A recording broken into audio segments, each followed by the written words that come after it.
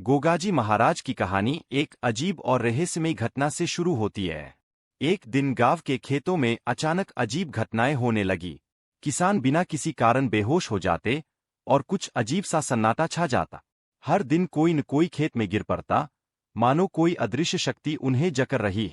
डर के मारे गांव के लोग खेतों में जाना बंद करने लगे, लेकिन कोई नहीं समझ पा रहा था कि यह सब क्यों हो रहा है। फिर एक रात एक बुजुर्ग किसान ने खेतों के पास अजीब सी हलचल देख। उसने बताया कि उसने एक विशाल साया खेतों के चारों ओर घूमे देखा, पर जैसे ही वह करीब गया, वह साया हवा में गायब हो गए। गांव में डर का माहौल फैल गए। लोग अब सोचने लगे कि कहीं कोई दुष्ट आत्मा तो नहीं गांव में आ गई है। लोग घबराकर गोगाजी महाराज के पास पहुंचे और उनसे मदद की गुहार लगा।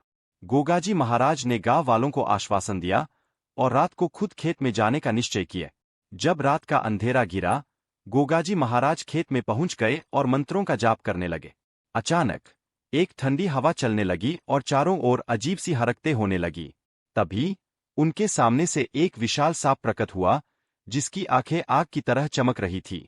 सांप की हरकतें विचित्र थीं, मानो कोई उसे नियंत्रित कर रहा। यह देखकर गोगाजी ने अपना मंत्र तेज किया, लेकिन तभी एक और चौंकाने वाली बात हुई। सांप के पीछे छिपा हुआ एक रहस्यमयी इंसान दिखा, जो उस सांप को काबू में कर रहा था। गांव वाले स्तब्ध थे। यह कौन था और क्यों लोगों को नुकसान पहुंचा रहा था?